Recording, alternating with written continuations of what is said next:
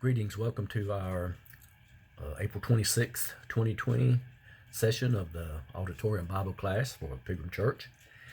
We finished up chapter 2 of Zephaniah last week, so we will start this week with chapter 3, and we're going to be looking at the first 4 verses. Here's what Zephaniah says in those first 4 verses. Woe to her who is rebellious and polluted, to the oppressing city. She has not obeyed his voice. She has not received correction. She has not trusted in the Lord, for she has not drawn near to her God. Her princes in her midst are roaring lions. Her judges are evening wolves that leave not a bone till morning. Her prophets are insolent, treacherous people. Her priests have polluted the sanctuary. They have done violence to the law. The very first word that comes out of God's mouth through Zephaniah here in this chapter is the word woe. That word is used 57 times in the Old Testament prophets, 11 of the prophets in the Old Testament. It spans a period of 280 years, plus or minus, of their prophesying on behalf of God. The word woe is used twice here in Zephaniah. It was used the first time back in chapter 2 and verse 5, when God pronounced judgment on the Philistines. And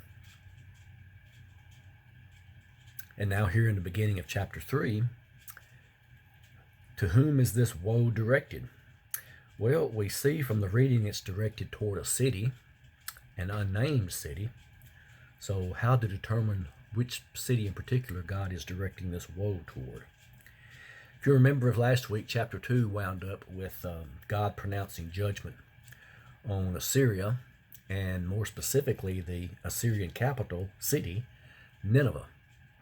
So could God be carrying through that same thought and pronouncing woe on the city of Nineveh, continuing to pronounce woe?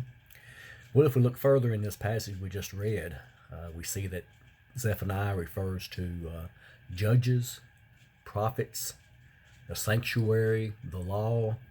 All those together would lead one to believe that he's not talking about Nineveh, not talking about any non-Jewish city, if you will, but he is specifically talking about Jerusalem, now the capital of the remaining children of Israel in the land of Judah. So, looking at this as being a woe pronounced on the city of Jerusalem, why is God pronouncing this woe upon the city of Jerusalem? Well, he refers to the city as being filthy or rebellious. He refers to the city as being polluted or defiled. And he refers to the city as being an oppressing city. One translation says a city of violence and crime. Another says a tyrannical city. Looking at our word study, first of all, look at the word woe. That word is used in Hebrew. The Hebrew word as translated woe, rather, is always used as an interjection. And if you remember your schooling, when you studied English grammar, you recall that an interjection was always characterized with a exclamation point following it, which carried the idea of a bursting forth of what you're saying. And there was a passion behind it, a strong feeling behind it. That Hebrew word can also be translated as oh or alas, and it always carries the idea of being voiced in lamentation. The Hebrew word is translated filthy in the King James translation, has its root in a word that means to rebel, thus other translations use the term rebellious. The Hebrew word is translated polluted in referring to the city of Jerusalem. The Hebrew word is defined as soiled or desecrated. And the Hebrew term for oppressing means to suppress or mistreat through rage or violence. The irony of it is, when you put together this emphatic woe to a city, combined with a description of the city being filthy or rebellious, a city being polluted, soiled, or desecrated, a city that is oppressing, suppressing or mistreating others through rage or violence. When you read that description, you typically do not think of God's chosen people. Rather, you typically think of foreigners who are attacking or invading Israel or Judah, from whom God has chosen to protect them.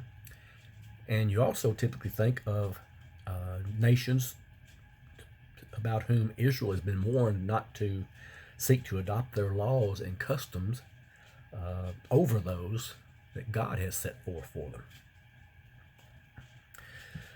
Looking at verse 2.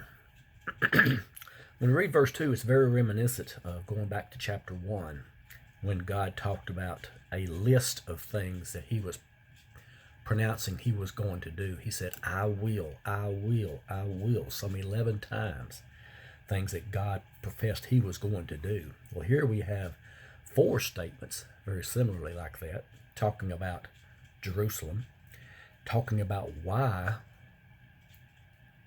this woe is being pronounced upon Jerusalem, in addition to being filthy, polluted, and oppressing. The first, she has not, charged by God, is she has not obeyed the voice. King James translation.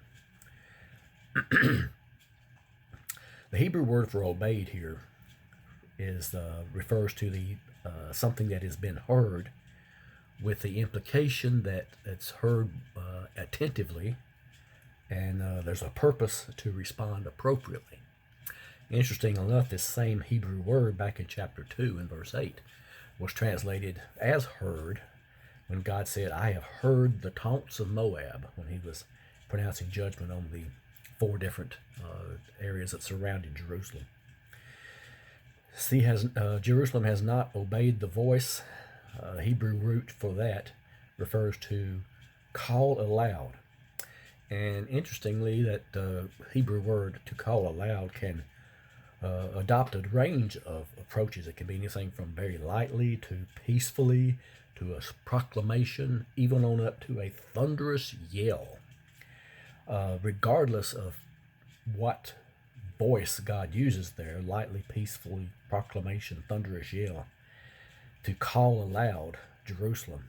He says that his people chose not to listen attentively, nor did they respond appropriately.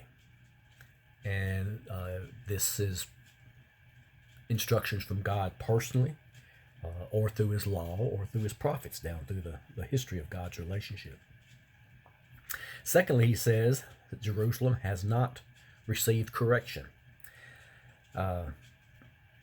NIV, New American Standard, says accepted correction, and New American Standard also uses the term instruction instead of correction. Notice when he says they have not received correction, it does not mean that correction has not come to them, just that it has not been received. We'll understand that more here in our word study. The term received in King James, the Hebrew root for that, means to take in a wide variety of applications. It can also be translated as accept or receive, carry away. And the term that's translated as correction has the Hebrew root of to chastise.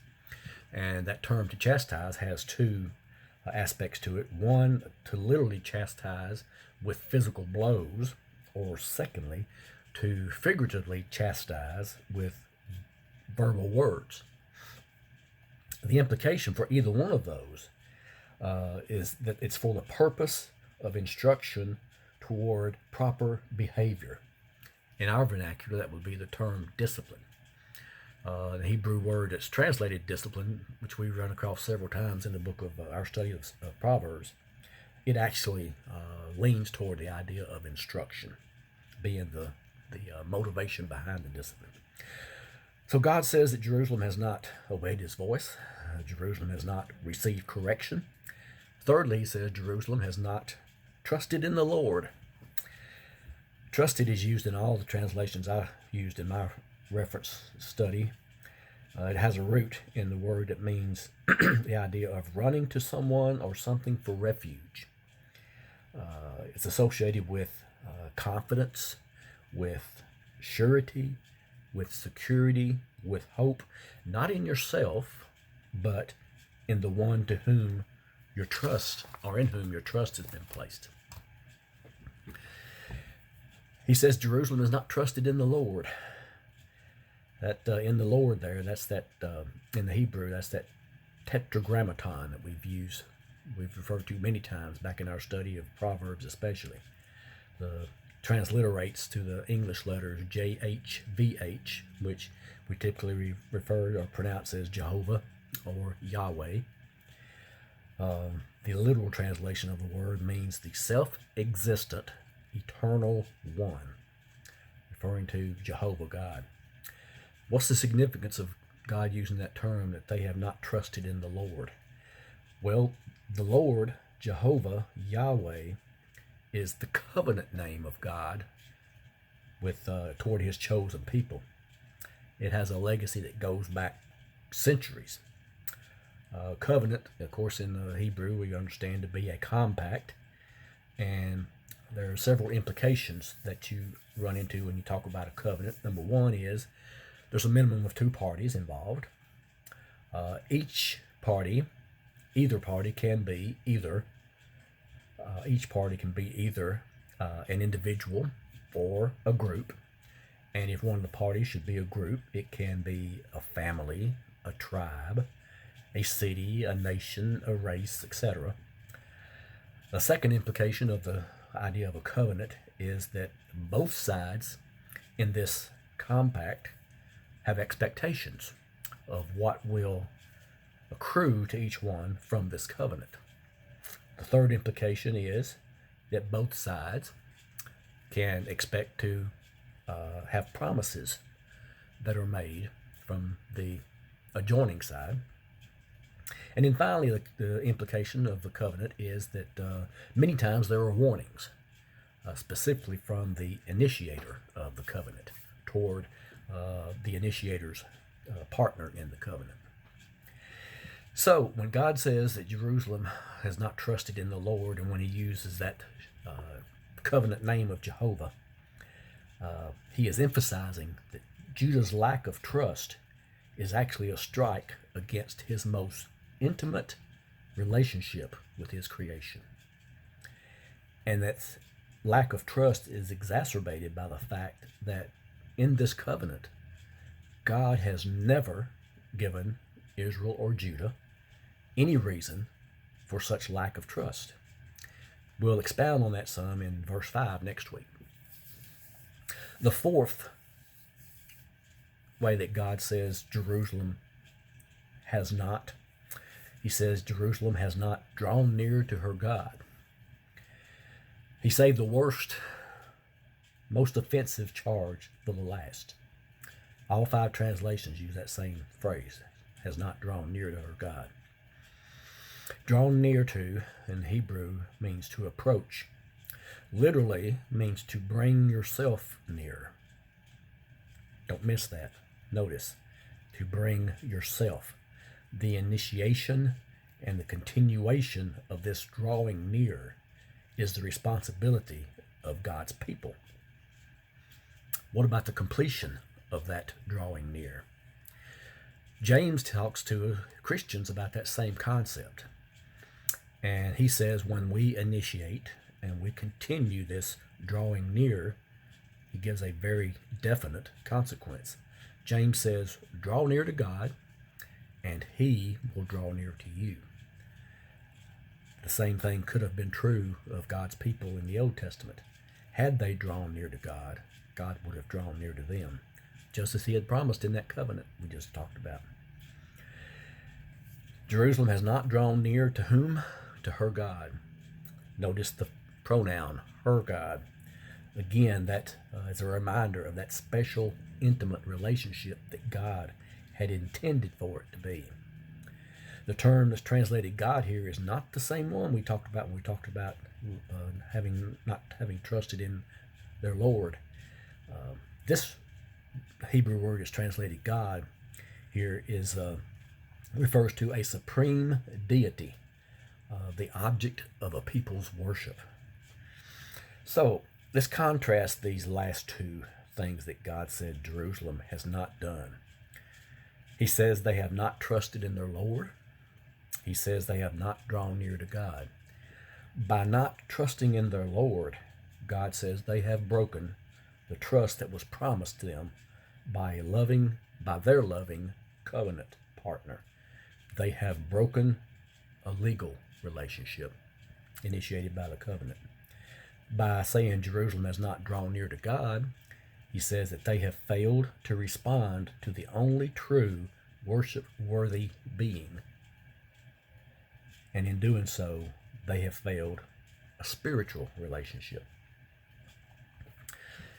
Continuing in the last two verses of our study for today, verses 3 and 4.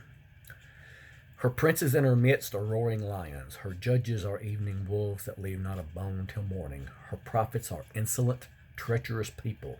Her priests have polluted the sanctuary. They have done violence to the law. We find here, still talking about Jerusalem, that God is condemning individuals who are in a leadership position, in a role of leadership within the nation of Judah. The first leadership position that God condemns is princes. He says that the princes are roaring lions. The NIV uses the term officials. NLT uses the term leaders. The Hebrew word translated princes here has a root in the idea of one who makes himself or herself a prince. This is the same term that was used back in chapter 1 and verse 8 when God had promised punishment to Jerusalem's princes there. But if you'll recall, when we studied that particular portion, those particular promises appeared to have been fulfilled during Josiah's reign. Did you catch that idea of the Hebrew root word for princes, meaning one who makes himself a prince, not necessarily one who has been endorsed as such by God? He says the princes are roaring lions. The Hebrew word for roaring carries the idea of a mighty, expressive roar. And what makes that interesting is that the Hebrew word for lions implies a young lion. And if that be the case, then that leads us to believe that perhaps this roaring that God refers to for these roaring lions, if they are young lions, the roaring may be more for show than an actual demonstration of their power. The next group that is condemned, there are two parts to it. The first part, this time it's the judges that are being condemned in their leadership role. He says, first of all, they are evening wolves. Hebrew word for judges there, NIV uses the term rulers.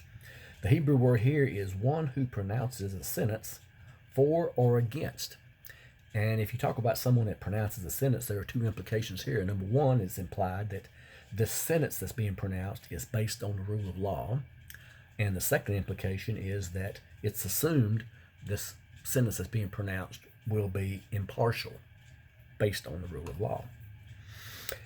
He says they are evening wolves. The Hebrew word for evening literally means commencing at dusk.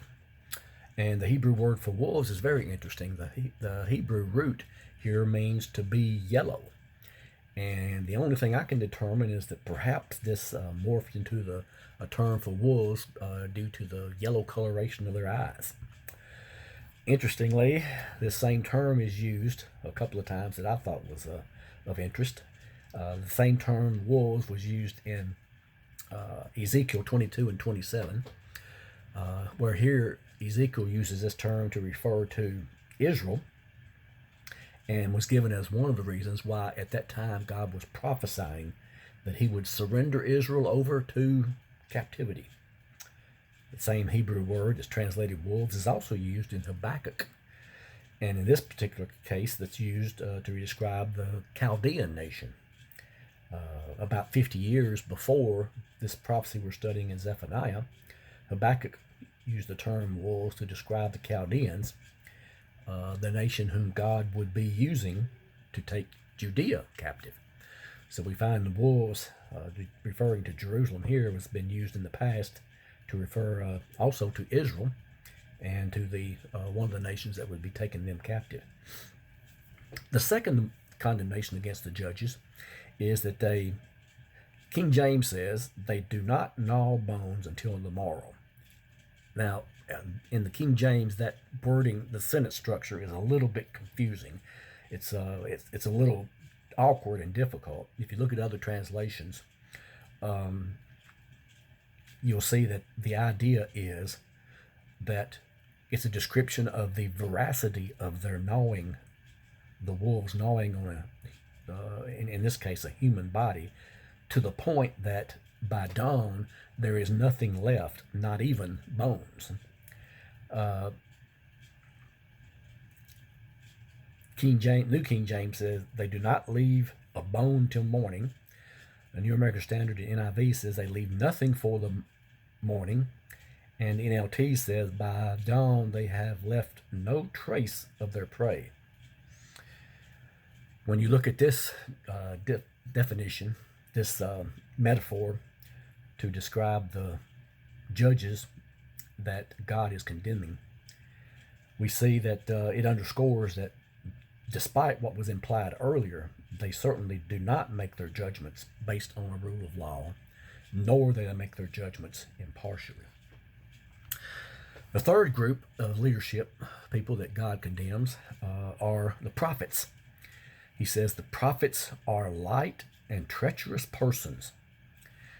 All five translations use the term, all five translations I look at use the term prophets.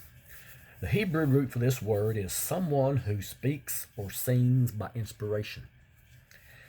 When he says they are light in the King James, New King James says they are insolent. NIV, New International, says they are arrogant. NLT says they are arrogant liars. New American Standard says they are reckless. The Hebrew root is translated to all these different terms: light, insolent, arrogant liars, and reckless. The Hebrew root means to bubble up or froth. In other words, to be insignificant. Notice the contrast here. God says these these prophets, are just like something that bubbles up, insignificant.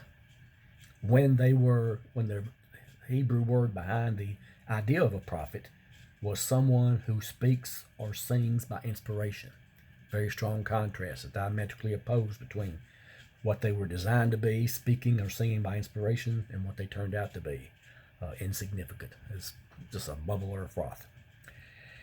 He says they are treacherous. NLT uses the term seeking their own gain. The Hebrew word that's translated as treacherous or seeking their own gain has its root in the idea of to cover with a cloak. In other words, to act covertly. It says they are treacherous persons. In New King James uses the term people, and NIV and New American Standard says men. Hebrew word is translated here people. Literally means frail or feeble. Thus, it has evolved into the idea of a mortal being as opposed to God as a spirit.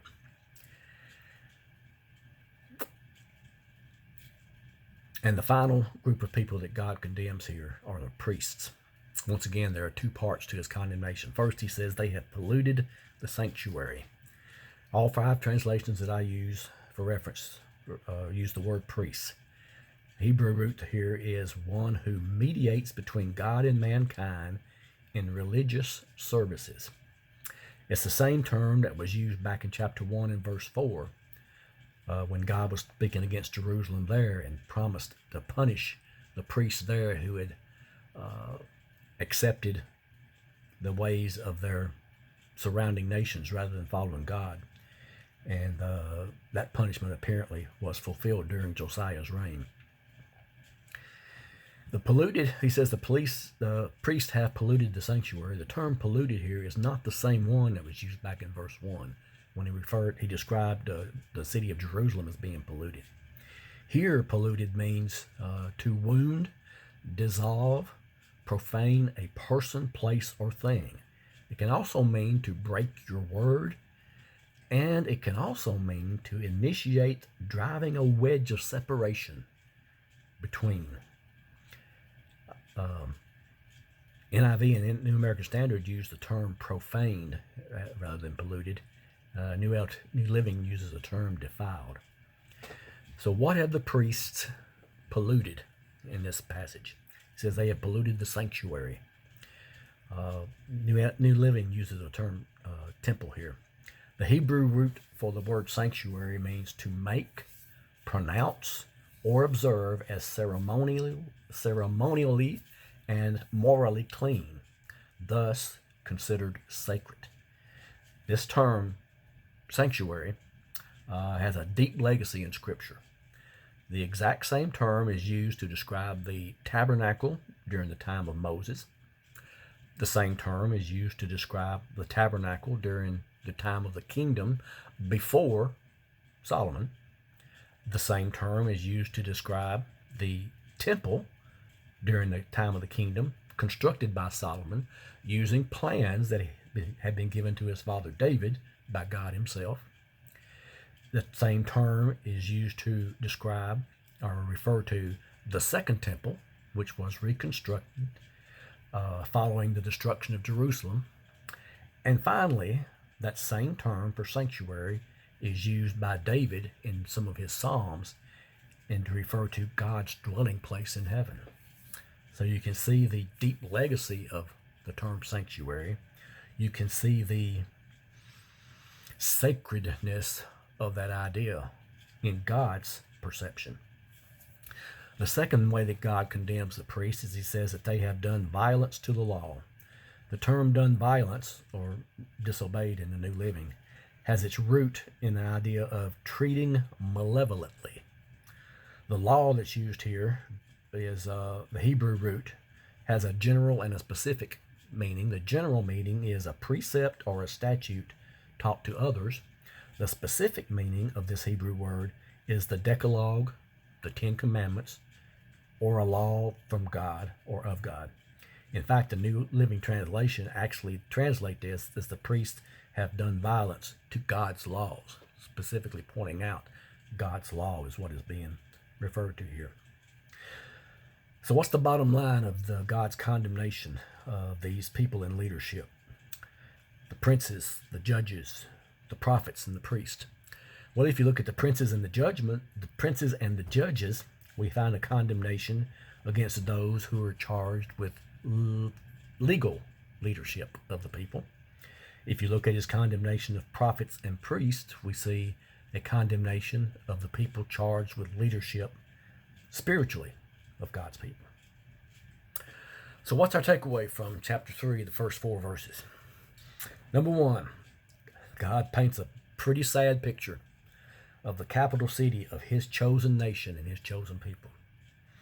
Number 2, although not overtly stated, it's at least implied that God is disappointed that Judah has not only rejected him directly, but they have not learned a lesson from witnessing his previous punishment of Israel for the same faults. And thirdly, beyond the surrounding enemies from chapter 2 that we talked about, the Philistines, the Moab and Ammon, the Ethiopians, and the Assyrians, we see that according to God's assessment here in chapter 3, Judah's greatest enemy is herself. So that's today's study from the 3rd chapter. Next week we'll pick up with verse 5 and read a few more verses, discuss them. And as we get into the next few passages, we'll see that God reminds Judah of his historical, unimpeachable justice toward them. And we'll see us expounding on what that means for the future of Judah. Appreciate you tuning in and participating in this study. I hope it's been beneficial to you. I've certainly enjoyed preparing for it and presenting it in my feeble way. But look forward to continuing next week. And of course, what I ultimately look forward to is when we can assemble together once again at the building and have these studies in person. I'll leave you with a prayer that you are safe, that you are healthy, that God blesses you from day to day, that you spend time in studying His Word, you spend time in prayer, giving thanks, asking for His favors, and that you spend time looking to others as to how you can be the arms of Christ for others. God bless you. Take care. Hopefully see you soon.